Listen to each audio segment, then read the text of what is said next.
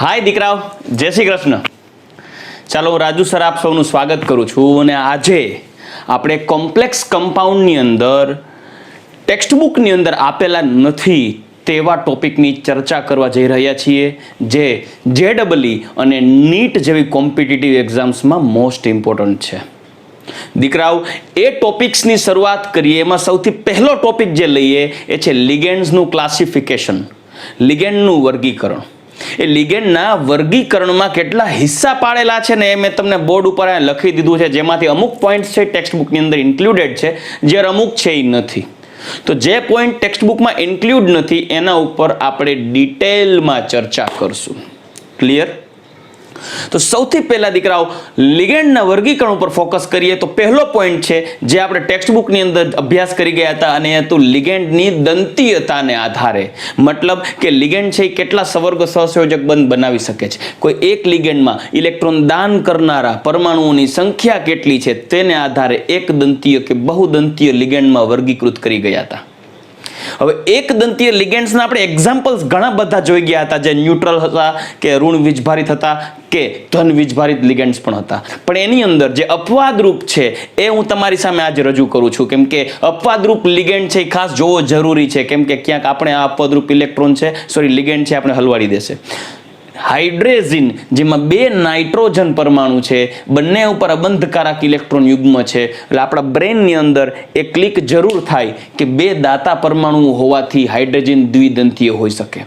પણ મેં પહેલા કીધું હતું, ત્યારે પણ કીધું હતું ટેક્સ્ટબુકની જ્યારે વાત કરતા હતા ત્યારે, આજે પણ કહું છું, હાઇડ્રેઝિન છે એક દંતીય લિગેન્ડ છે. શા માટે એની વાત પણ કરું.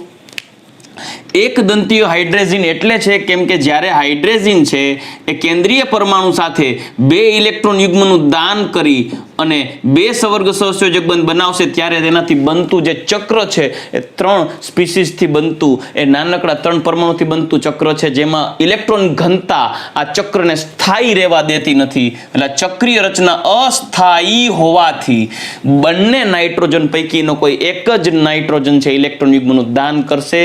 આથી હાઇડ્રેઝિન એક દંતીય લિગેન્ડ છે. અથવા તો હાઇડ્રેઝિનિયમ આયન NH2 NH3+ જેને N2H5+ પણ કહેવાય, એ પણ એક દંતીય લિગેન્ડ છે. આ તો એક દંતીય લિગેન્ડ છે એનો ખ્યાલ પડે, કેમ કે આ તો પ્લસ ચાર્જ છે, આ નાઇટ્રોજન ઉપર અબંધકારક ઇલેક્ટ્રોન યુગ્મ દાન થઈ શકે, એ તો જોઈને ખ્યાલ આવે છે. પણ હાઇડ્રેઝિન છે એ પણ અપવાદ સ્વરૂપે એક દંતીય લિગેન્ડ છે. બહુદંતીય, જેને કિલેટિંગ લિગેન્ડ્સ કહેવાય, વર્ગીકરણનો એક ભાગ છે. જુઓ, કિલેટિંગ લિગેન્ડ્સ પણ મેં અહીંયા વાત કરી છે એવા લિગેન્ડ કે જે એક કરતાં વધારે ઇલેક્ટ્રોન યુગ્મનું દાન કરી શકે છે, અને એક કરતાં વધારે ઇલેક્ટ્રોન દાન કરનાર પરમાણુઓ લિગેન્ડની અંદર હાજર છે. મતલબ જેને કહેવાય ને સવર્ગ સ્થળનો નિર્દેશ કરતા ઘટકોની સંખ્યા વધારે છે. આથી એવા લિગેન્ડ જ્યારે ઇલેક્ટ્રોન યુગ્મનું દાન કરી અને એક કરતાં વધારે સવર્ગ સહસંયોજક બંધ બનાવી શકે ત્યારે ચક્રીય રચના કરે છે. આ ચક્રીય રચના ધરાવતા કોમ્પ્લેક્સ કમ્પાઉન્ડને કિલેટ કમ્પાઉન્ડ કહેવાય, અને કિલેટ કમ્પાઉન્ડની રચના કરતા આવા બહુદંતીય લિગેન્ડને કિલેટિંગ લિગેન્ડ્સ કહેવાય, જે દ્વિદંતીય, ત્રિદંતીય, ષટદંતીય, બહુદંતીય લિગેન્ડ, જે ન્યુટ્રલ પણ હોય અને આયોનિક સ્પીસીસ પણ છે. જેમાં મેં તમને વધારાના જે સ્પીસીસ દેખાડી દીધા છે, જે આપણી ટેક્સ્ટબુકની અંદર કદાચ નથી, પણ મેં જ્યારે ભણાવ્યું હતું ત્યારે ચર્ચા કરી હતી, પણ પાછું કહું છું. આ છે એસિટાઇલ એસિટોનેટો. એસિટાઇલ એસિટોનેટો કેમ, શા માટે? જુઓ, CH3CO, CH3CO, આ CH3CO એસિટાઇલ અને CHCO CH3 એસિટોન જેવી રચના થાય. સોરી, અહીંયા CH2 આવશે તો CH2C ડબલ બોન્ડ CH3, આ એસિટોન જેવી રચના એસિટાઇલ એસિટોન. એસિટાઇલ એસિટોન પણ ઋણ વીજભારિત સ્પીસીસ હોવાથી એસિટાઇલ એસિટોનેટો. યાદ હોય તો એટો લગાડવાનું. Acetyl acetonato. Ready? Okay. Next point, bipyridyl. બે પિરિડિન દ્વિદંતીય લિગેન્ડ તરીકે વર્તે. બાયપિરિડાઇલ, એસિટાઇલ એસિટોનેટો, દ્વિદંતીય, એમાં કેન્દ્રીય પરમાણુ સાથે જોડીને દર્શાવ્યું છે, જેનું ડાયપિરિડાઇલનું શોર્ટ ફોર્મ છે DIPY, જ્યારે આ છે DMG-. Ni+2 ની પરખમાં વપરાય છે, આપણે અનુપ્રયોગોમાં જોઈ ગયા, મોસ્ટ ઇમ્પોર્ટન્ટ. Ni+2 સાથે બે DMG વપરાય, લાલ રંગના અવક્ષેપ બનાવે. રેડી? જે નિકલ+2 ની હાજરી છે, રાઈટ? અનુપ્રયોગોમાં જોઈ ગયા. તો DMG દ્વિદંતીય લિગેન્ડ છે, ઋણ વીજભારિત લિગેન્ડ છે, જેનું સ્ટ્રક્ચર છે ડાયમિથાઇલ ગ્લાયોક્સાઇમેટો, કેમ કે ઋણ વીજભારિત છે. ક્લિયર? ઓકે. નેક્સ્ટ પોઈન્ટ છે ઉભયદંતી લિગેન્ડ, મતલબ એવા લિગેન્ડ કે જે લિગેન્ડના બંધારણમાં એક કરતા વધારે પરમાણુઓ એવા હાજર છે કે જે ઇલેક્ટ્રોન યુગ્મનું દાન કરી શકે છે, સવર્ગ સહસંયોજક બંધ બનાવી શકે છે. પણ મુખ્ય મુદ્દો એ છે એકી સાથે તે બંને પરમાણુ ઇલેક્ટ્રોન યુગ્મનું દાન નહીં કરે, બેમાંથી કોઈ એક ઇલેક્ટ્રોન યુગ્મનું દાન કરી સવર્ગ સહસંયોજક બંધ બનાવે. પછી એ એક પરમાણુ દાન કરે તો બીજો નહીં કરે, ને બીજો કરે તો પેલો નહીં કરે. એવા લિગેન્ડ્સને ઉભયદંતી લિગેન્ડ કહેવાય. આ ઉભયદંતી લિગેન્ડને કારણે સંકીર્ણ સંયોજનોમાં જે સમઘટકતા રચાય છે, બંધારણીય સમઘટકતામાંની એક સમઘટકતાથી યાદ કરો, લિંકેજ આઇસોમરિઝમ, બંધનીય સમઘટકતા. એ બંધનીય સમઘટકતામાં આવા ઉભયદંતી લિગેન્ડ્સ, એમ્બિડેન્ટેડ લિગેન્ડ્સની વાત કરી ગયા હતા. લાઈક સાયનાઇડમાં કાર્બન તો આઇસોસાયનાઇડમાં નાઇટ્રોજન છે, દાતા પરમાણુ બને. NO2 માં નાઇટ્રોજન તો નાઇટ્રાઇટોમાં ઓક્સિજન. આઇસોથાયોસાઇનેટોમાં નાઇટ્રોજન અને થાયોસાઇનેટોમાં સલ્ફર, અને આઇસોસાઇનેટોમાં નાઇટ્રોજન અને સાઇનેટોમાં ઓક્સિજન દાતા પરમાણુ તરીકે વર્તશે. ક્લિયર?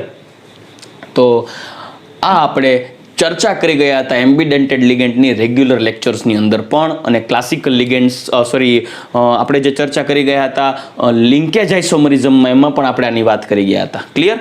ઓકે. ફ્લેક્સિડેન્ટેડ લિગેન્ડ, આ જે છે એક્સ્ટ્રા પોઈન્ટ છે દીકરાઓ. ફ્લેક્સિડેન્ટેડ, ફ્લેક્સિબિલિટી છે, ફ્લેક્સિબલ છે. આપણે ઘણીવાર ન કહેતા હોય કે કોઈ એક વ્યક્તિ છે એ કોઈ એક ગ્રુપમાં ભળેલો હોય અને જ્યારે એ વ્યક્તિ બીજા ગ્રુપમાં પણ ભેગો થાય ત્યારે એમાં પણ ભળી જાય, ત્યારે કોઈ લોકો ચર્ચા કરે ત્યારે એવું કહે આ વ્યક્તિ છે ને ફ્લેક્સિબલ છે, એને ગમે ત્યાં મૂકો એ બધા સાથે સેટ થઈ જાય, એને ફ્લેક્સિબલ કહે. તો ફ્લેક્સિડેન્ટેડ લિગેન્ડનો મતલબ એની દંતીયતા ફ્લેક્સિબલ છે, મતલબ એ એક દંતીય પણ બની શકે છે અને દ્વિદંતીય પણ બની શકે છે. ડિપેન્ડ કરે છે જરૂરિયાત કેવી છે. Ready? It's called flexidentate ligand. તો આવા અમુક એવા લિગેન્ડ્સ છે કે જે જરૂરિયાત અનુસાર એ એક દંતીય પણ બને અને દ્વિદંતીય પણ બને. એવા લિગેન્ડ્સને ફ્લેક્સિડેન્ટેડ લિગેન્ડ કહેવાય. આયોનિક સમઘટકતાની અંદર પણ આપણે ફ્લેક્સિડેન્ટેડની વાત કરી ગયા હતા, જે ટેક્સ્ટબુકની અંદર નથી. સલ્ફેટ લિગેન્ડ્સ એમાં હતું. એક એવું ઉદાહરણ લીધું હતું જેમાં સલ્ફેટ લિગેન્ડ તરીકે હતું ને Br પ્રત્યાયન તરીકે હતું. પછી એ સલ્ફેટ પ્રત્યાયન બને એને Br લિગેન્ડ તરીકે વર્તી અને આયોનિક સમઘટકતાનું ઉદાહરણ લીધું હતું. એ પોઈન્ટની અંદર આપણા લેક્ચરમાં જોઈ લેજો જો યાદ ના આવે તો. રેડી? Next point. તો ફ્લેક્સિડેન્ટેડ લિગેન્ડ તો કે એવા લિગેન્ડ કે જે સવર્ગ બંધ બનાવવાની ક્ષમતા બદલી શકે, મતલબ એ એક દંતીય પણ બની શકે, દ્વિદંતીય પણ બની શકે. ક્લિયર? તો carbonate, nitrate, acetate, sulphate, thiosulphate આવા આયનો કે જે લિગેન્ડ તરીકે વર્તે ત્યારે કાર્બોનેટો, નાઇટ્રેટો, એસિટેટો, સલ્ફેટો અને થાયોસલ્ફેટો પ્રકારના આટલા લિગેન્ડ્સ એવા લિગેન્ડ્સ છે કે જે એક દંતીય પણ બને અને દ્વિદંતીય પણ બને. લખી દીધું છે દંતીયતા બદલી શકે છે, તેઓ એક દંતીય અને દ્વિદંતીય બની શકે. દીકરા મેં તમને એક્ઝામ્પલ્સ પણ લખી દીધા છે એટલે તમને ખ્યાલ રહે કે કયા કયા લિગેન્ડ્સ છે એ ફ્લેક્સિડેન્ટેડ છે. Next point, chelating ligand. જે લિગેન્ડ બહુદંતીય છે, મતલબ એની દંતીયતા એક કરતાં વધારે છે, એ દ્વિદંતીય હોય, ત્રિદંતીય હોય, ચતુઃદંતીય હોય કે ષટદંતીય હોય. એવા લિગેન્ડ છે એ સાયકલ્સ એટલે કે ચક્રની રચના કરતા હોય અને એના દ્વારા રચાતા જે ચક્રીય કોમ્પ્લેક્સ કમ્પાઉન્ડ્સ છે એ બધાને કિલેટ કમ્પાઉન્ડ્સ કહેવાય. અને આ કિલેટ કમ્પાઉન્ડ્સની રચના માટે જવાબદાર જે લિગેન્ડ હોય એને કિલેટિંગ લિગેન્ડ કહેવાય. આ કિલેટિંગ લિગેન્ડ્સમાં સાયક્લિક સ્ટ્રક્ચર ડેવલપ થતો હોવાથી આ કિલેટિંગ લિગેન્ડ્સ ધરાવતા કિલેટ સંયોજનોની સ્થાયીતા એ સાદા સંકીર્ણ સંયોજન એટલે કે અચક્રીય સંકીર્ણ સંયોજન કરતાં વધારે હોય. રેડી? ઓકે. નેક્સ્ટ પોઈન્ટ છે, આ પણ એક્સ્ટ્રા પોઈન્ટ છે. કેન્દ્રીય પરમાણુ અને લિગેન્ડ વચ્ચે રચાતા બંધને આધારે. દીકરાઓ, કેન્દ્રીય પરમાણુ અને લિગેન્ડ્સ વચ્ચે રચાતા બંધને આધારે આ બધા લિગેન્ડ્સને મુખ્યત્વે બે ભાગમાં વર્ગીકૃત કરાય. એ બંધને આધારે વર્ગીકરણ કહું છું કે સેન્ટ્રલ એટમ અને લિગેન્ડ વચ્ચે જે બંધ બને છે એના બેઝ ઉપર કહું છું. બે પ્રકારના લિગેન્ડ્સ બને, એક ક્લાસિકલ એટલે કે સાદા લિગેન્ડ અને નોન ક્લાસિકલ. નોન ક્લાસિકલ એટલે કે અસામાન્ય લિગેન્ડ. એક સામાન્ય લિગેન્ડ, એક અસામાન્ય લિગેન્ડ. સામાન્ય લિગેન્ડ કેવા હોય? તો કે આ બધા લિગેન્ડની જેમ નોર્મલી કે જે કેન્દ્રીય પરમાણુ સાથે આવા લિગેન્ડ્સ ઇલેક્ટ્રોન યુગ્મનું દાન કરી સિગ્મા બંધ બનાવી સવર્ગ સહસંયોજક બંધ રચતા હોય. સિગ્મા બંધ. It can form only sigma bonds. એવા લિગેન્ડ કે જે કેન્દ્રીય પરમાણુને પોતાનો ઇલેક્ટ્રોન યુગ્મ દાન કરી અને સિગ્મા સવર્ગ સહસંયોજક બંધની જ રચના કરતા હોય તો તેવા પ્રત્યેક લિગેન્ડ્સને ક્લાસિકલ એટલે કે સામાન્ય લિગેન્ડ્સ તરીકે ઓળખી શકાય. તો આવા સામાન્ય લિગેન્ડ્સને એક્ઝામ્પલ જોઈએ તો દીકરાઓ OH-, NH2-, Cl-, O-2 કે આલ્કેન એમાઇન જેવા ન્યુટ્રલ આલ્કોહોલ જેવા neutral ligands et cetera et cetera et cetera ઘણા બધા લિગેન્ડ્સ છે જે મોટા ભાગે સામાન્ય લિગેન્ડ્સ છે જે કેન્દ્રીય પરમાણુ સાથે માત્ર સિગ્મા બંધ બનાવે. પરંતુ એવા પણ લિગેન્ડ્સ છે કે જેને નોન ક્લાસિકલ લિગેન્ડ્સ કહેવાય. આના વિશે આપણે ચર્ચા કરી ગયા છીએ આગળના જ લેક્ચરની અંદર. ધાતુ કાર્બોનિલ સંયોજનો. શું જોઈ ગયા? ધાતુ કાર્બોનિલ સંયોજનો. એ ધાતુ કાર્બોનિલ સંયોજનો મેટલ કાર્બોનિલ કમ્પાઉન્ડ્સમાં સિનર્જિક બોન્ડની વાત કરી ગયા. તો એવા લિગેન્ડ્સ હોય છે દીકરાઓ જે આપણે ધાતુ કાર્બોનિલ સંયોજનમાં જોઈ ગયા કે એવા લિગેન્ડ્સ કે જે કેન્દ્રીય પરમાણુને પોતાના ઇલેક્ટ્રોન યુગ્મનું દાન કરી અને સિગ્મા સવર્ગ સહસંયોજક બંધની રચના કરે છે ત્યારે એ કેન્દ્રીય પરમાણુ તેની અંદર ભરેલા કક્ષકો પૈકીના કોઈ એક ઇલેક્ટ્રોન યુગ્મનું પુનઃ બેક બોન્ડિંગમાં દાન કરી અને લિગેન્ડની બંધ પ્રતિકારક કક્ષકમાં પુનઃ બેક બોન્ડિંગ દ્વારા પાઈ બંધની રચના કરે. એટલે કેન્દ્રીય પરમાણુ અને લિગેન્ડ વચ્ચે ડબલ બોન્ડની રચના થાય જેમાં સિગ્મા ઇલેક્ટ્રોન યુગ્મનું દાન થાય જ્યારે પાઈ ઇલેક્ટ્રોન યુગ્મનો સ્વીકાર કરવામાં આવે છે લિગેન્ડ દ્વારા. આથી આવા લિગેન્ડને સિગ્મા ડોનર અને પાઈ એક્સેપ્ટર એટલે કે સિગ્મા દાતા અને પાઈ ગ્રાહી પ્રકારના લિગેન્ડ તરીકે ઓળખવામાં આવે. એવા લિગેન્ડ્સને નોન ક્લાસિકલ લિગેન્ડ કહેવાય. દીકરાઓ એવા પણ લિગેન્ડ હોય કે જે પાઈ ઇલેક્ટ્રોન યુગ્મનું પણ દાન કરે અને પાઈ ઇલેક્ટ્રોન યુગ્મનો સ્વીકાર પણ કરે જેને કહેવાય પાઈ દાતા લિગેન્ડ અને પાઈ ગ્રાહી લિગેન્ડ. એના વિશે પણ આપણે ચર્ચા કરશું. પણ અત્યારે જો એવા લિગેન્ડ્સ કે જે પાઈ એસિડ તરીકે ઓળખાય. પાઈ એસિડ એટલે કેમ કે ઇલેક્ટ્રોનનો સ્વીકાર કરે છે અને એસિડ હંમેશા ઇલેક્ટ્રોનનો સ્વીકાર કરે, બેઝ ઇલેક્ટ્રોન દાન કરે. આથી પાઈ એસિડ અથવા તો પાઈ ગ્રાહી લિગેન્ડ તો કે કેન્દ્રીય પરમાણુ સાથે સિગ્મા બંધ બનાવી સાથે સાથે બેક બોન્ડિંગ દ્વારા પાઈ બંધ પણ સ્વીકારે, પાઈ ઇલેક્ટ્રોન સ્વીકારે અને સિનર્જિક બંધની રચના કરે. આથી આવા લિગેન્ડને સિગ્મા દાતા અને પાઈ ગ્રાહી કહેવાય. દીકરાઓ એક્ઝામ્પલ લખેલા છે, આટલા એક્ઝામ્પલ્સ છે એ સિગ્મા દાતા અને પાઈ ગ્રાહી લિગેન્ડ્સના છે. જોઈ શકો છો carbon monoxide, nitrosonium ion, cyanide CN-, trialkyl phosphine અને R3AS ટ્રાયઆલ્કાઇલ આર્સિન. આ એવા લિગેન્ડ્સ છે કે જે ચોખવટ કરી દઉં સિગ્મા દાતા અને પાઈ ગ્રાહી લિગેન્ડ્સ. કેવા લિગેન્ડ છે? સિગ્મા દાતા અને પાઈ ગ્રાહી. ચાલો રેડી. તો હવે આ એક્ઝામ્પલ્સને આધારે આપણે હજી એક પોઈન્ટને આગળ વધારીએ. પાઈ દાતા અને પાઈ ગ્રાહી લિગેન્ડ્સ કેવા હોય એટલે કે સ્પેશિયલી અત્યારે આપણે ચર્ચા કરીએ નોન ક્લાસિકલ લિગેન્ડ્સ ઉપર. રેડી? ચાલો દીકરાઓ આપણે હવે નોન ક્લાસિકલ લિગેન્ડ્સ વિશે ચર્ચા કરીએ અને એના સંયોજનો વિશે ચર્ચા કરીએ જે MCQ માટે ઇમ્પોર્ટન્ટ છે. ચાલો તો નોન ક્લાસિકલ લિગેન્ડ્સને દીકરાઓ મુખ્યત્વે બે ભાગમાં વર્ગીકૃત કરી શકાય જે પૈકી એક છે sigma donor pi acceptor. Sigma દાતા અને પાઈ ગ્રાહી. તમે જોઈ શકો છો સિગ્મા દાતા અને પાઈ ગ્રાહી મતલબ આ એવા નોન ક્લાસિકલ લિગેન્ડ્સ છે કે જે કેન્દ્રીય પરમાણુમાં ઇલેક્ટ્રોન યુગ્મનું દાન કરી સવર્ગ સહસંયોજક તો બંધ બનાવી નાખે પણ એ કેન્દ્રીય પરમાણુમાંથી પણ બેક બોન્ડિંગ દ્વારા લિગેન્ડના બંધ પ્રતિકારક કક્ષકોમાં બેક બોન્ડિંગથી પાઈ ઇલેક્ટ્રોન યુગ્મની ગોઠવણી થઈ સિનર્જિક બોન્ડની રચના થાય. જેમાં એવા લિગેન્ડ્સ હોય છે કે જે પોતાના સિગ્મા ઇલેક્ટ્રોનનું દાન કરી સવર્ગ સહસંયોજક બંધ બનાવે જ્યારે કેન્દ્રીય પરમાણુ પાસેથી સિનર્જિક બંધનની રચના દ્વારા પાઈ ઇલેક્ટ્રોન સ્વીકાર કરે. તો એવા લિગેન્ડને આપણે કીધું હતું સિગ્મા દાતા પાઈ ગ્રાહી જેના એક્ઝામ્પલ્સ પણ આપણે જોઈ ગયા. જેના વિશે આપણે ગઈકાલે લેક્ચરમાં અભ્યાસ કરી ગયા છીએ. ફટાફટ એકવાર ક્વિક રિવિઝન કરી લઈએ કે આ લિગેન્ડ્સ પૈકી કોઈ એક લિગેન્ડ પકડીએ, કાર્બન મોનોક્સાઇડ. આ કાર્બન મોનોક્સાઇડમાં કાર્બન ઉપર રહેલા અબંધકારક ઇલેક્ટ્રોન યુગ્મ જે સિગ્મા ઇલેક્ટ્રોન્સ કહેવાય, એ કેન્દ્રીય પરમાણુની ખાલી કક્ષક, મેટલ કેન્દ્રીય પરમાણુની ખાલી કક્ષકમાં સવર્ગ સહસંયોજક બંધ બનાવશે. આથી તે સિગ્મા ડોનર કહેવાય, સિગ્મા બંધની રચના કરે. પરંતુ કેન્દ્રીય પરમાણુનો ઓક્સિડેશન આંક કેવો હતો? 0, મતલબ ન્યુટ્રલ. ત્યારે એ 0 ઓક્સિડેશન આંકને કારણે જ્યારે કાર્બન ઇલેક્ટ્રોન યુગ્મનું દાન કરે છે ત્યારે મેટલ ઉપર ઇલેક્ટ્રોન ડેન્સિટી વધે, ઇલેક્ટ્રોન ઘનતા વધે.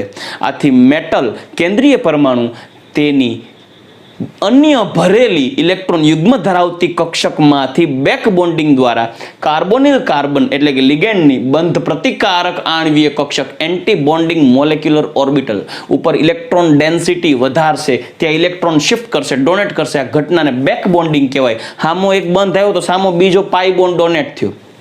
આથી બેક બોન્ડિંગની ઘટના દ્વારા આ ઇલેક્ટ્રોન યુગ્મ એ કાર્બોનિલ લિગેન્ડ અથવા તો સાઇનો અથવા તો નાઇટ્રોસોનિયમ અથવા તો R3P કે R3AS જેવી કક્ષકો, બંધ પ્રતિકારક કક્ષકો, એવા લિગેન્ડ્સની બંધ પ્રતિકારક કક્ષકોમાં ઇલેક્ટ્રોનની ગોઠવણી થશે અને સિનર્જિક બંધની રચના થશે.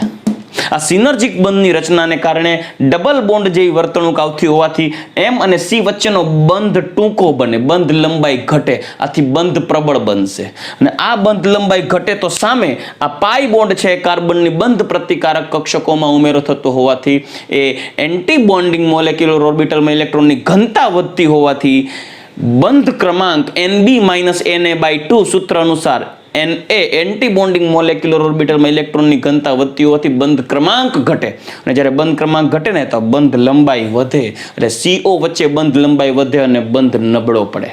આથી ટૂંકમાં કહી શકાય તો સિનર્જિક બોન્ડને આધારે, સિનર્જિક બંધનની ઘટનાને કારણે, બેક બોન્ડિંગની ઘટનાને કારણે જ્યારે આવા લિગેન્ડ્સ કેન્દ્રીય પરમાણુ સાથે જોડાય ત્યારે સિનર્જિક બંધથી કેન્દ્રીય પરમાણુ અને લિગેન્ડ સેન્ટ્રલ કાર્બન વચ્ચે દ્વિબંધની રચના થાય છે. મતલબ M અને C બંધની પ્રબળતા વધે, બંધ ટૂંકો બને. જ્યારે C અને O વચ્ચેની બંધ લંબાઈ વધે, કેમ કે પાઈ ઇલેક્ટ્રોન્સ છે બેક બોન્ડિંગ દ્વારા એની બંધ પ્રતિકારક કક્ષકો એન્ટી બોન્ડિંગ મોલેક્યુલર ઓર્બિટલમાં ઉમેરાતો હોવાથી એમાં ઇલેક્ટ્રોન ઘનતા વધે, બંધ ક્રમાંક ઘટે, બંધ લંબાઈ વધે અને બંધ નબળો પડે. રેડી? તો આપણે sigma donor pi acceptor ligands વિશે ચર્ચા કરી ગયા હતા, જેમાં કાર્બોનિલ, સાઇનો, NO+ કે R3P કે R3AS જેવા લિગેન્ડ્સ છે એ sigma donor pi acceptor ligands છે, નોન ક્લાસિકલ લિગેન્ડ્સ.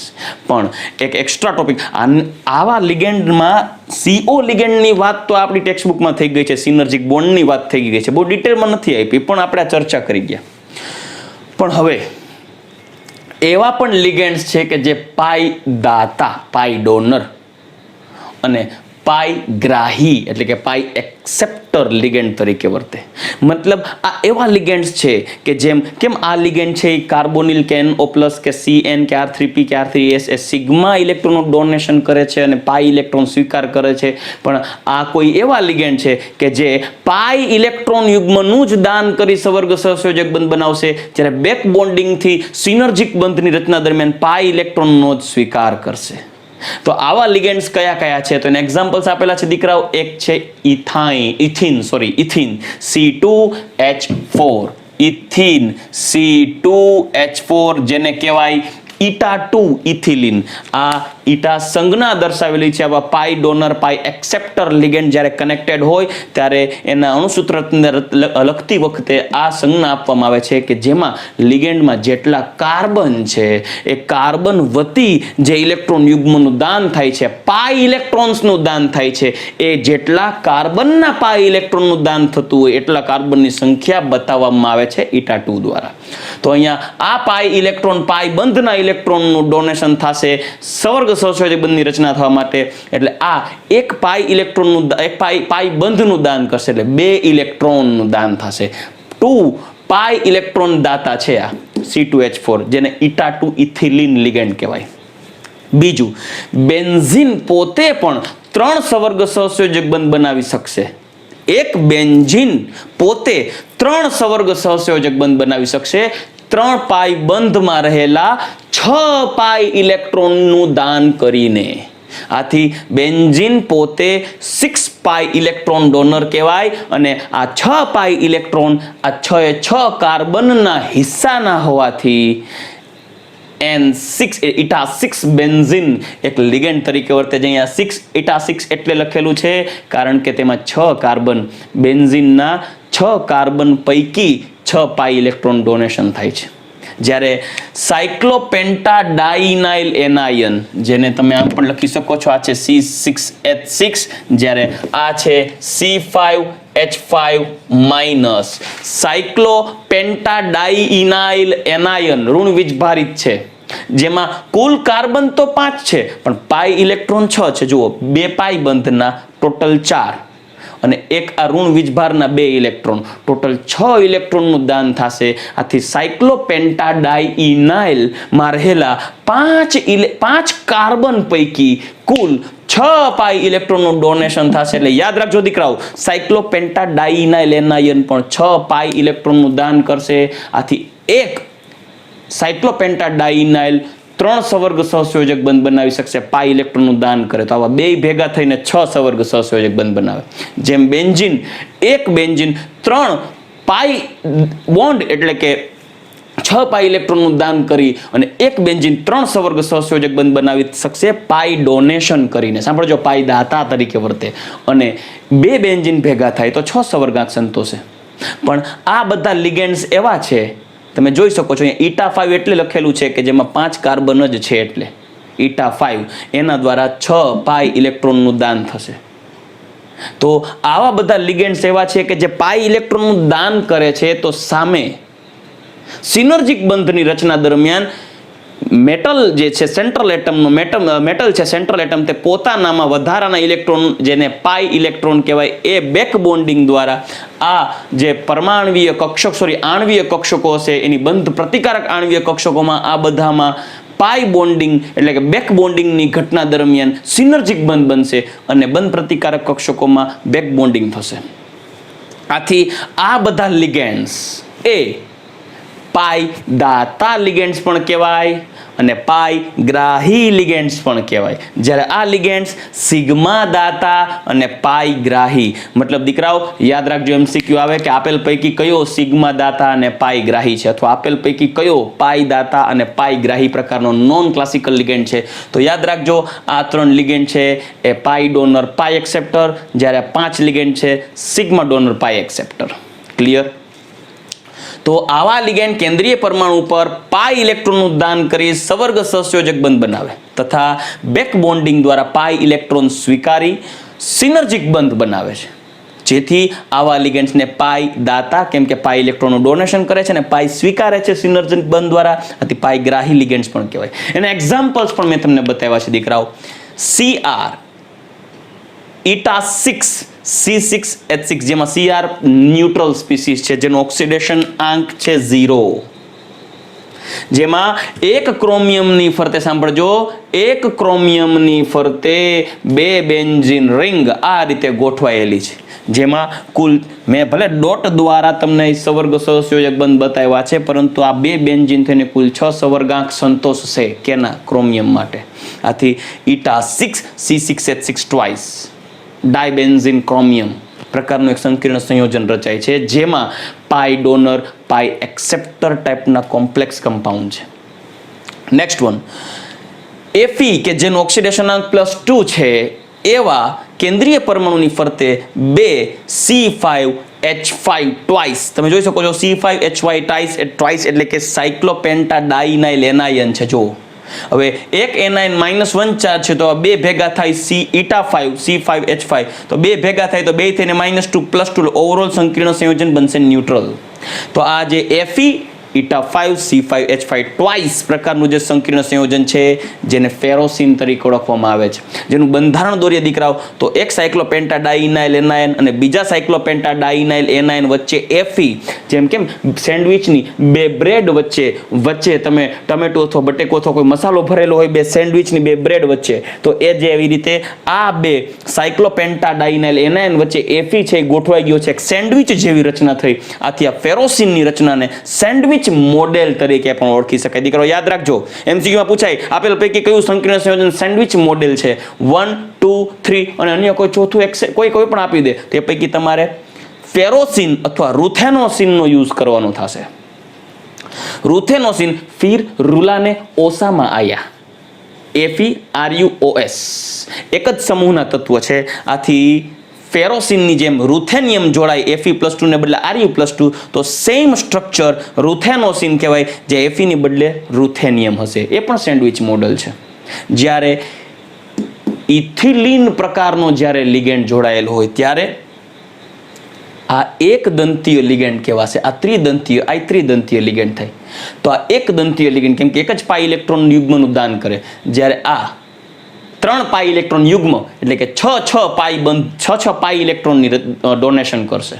આથી 3 સવર્ગ સહસંયોજક બંધ બનાવેલા ત્રિદંતીય છે. આ બે, જ્યારે આ એક દંતીય છે. આથી પ્લેટિનમ +2 કેન્દ્રીય પરમાણુની ફરતે 3 Cl અને 1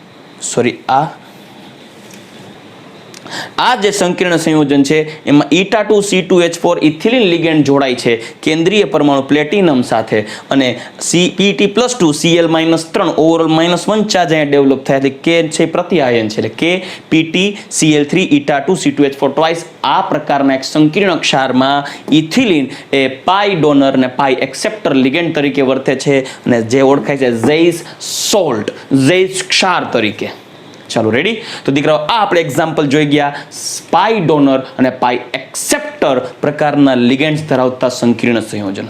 તો દીકરાઓ આજના આ ટોપિકની અંદર આપણે લિગેન્ડ્સના વર્ગીકરણ કમ્પ્લીટ કરી ગયા એક્સ્ટ્રા પોઈન્ટ્સ સાથે, જેની અંદર ફ્લેક્સિડેન્ટેડ લિગેન્ડ્સની વાત કરી ગયા સ્પેશિયલી, અને non classical ligands sigma donor pi acceptor અને પાઈ ડોનર પાઈ એક્સેપ્ટરની ચર્ચા કરી ગયા.